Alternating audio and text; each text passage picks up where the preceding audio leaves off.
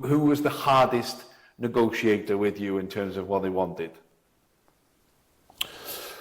This might surprise you, and it wasn't to do with money. It was to do with, so there was a lad playing. I watched a cup final over here on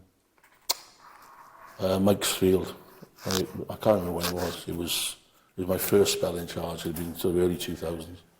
And a lad called Lee Thomas, and I had no idea how old he was. He was a big unit, big lad.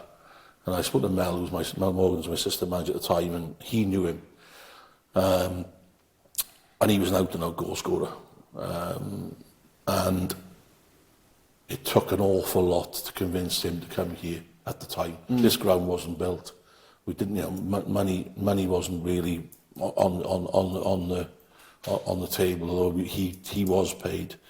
I was living in Peterborough at the time, commuting back on weekends, and he took an awful lot of convincing. And what absolutely won it, and I couldn't believe it, and I just dropped into conversation. He was a massive Man United fan. And he didn't know why.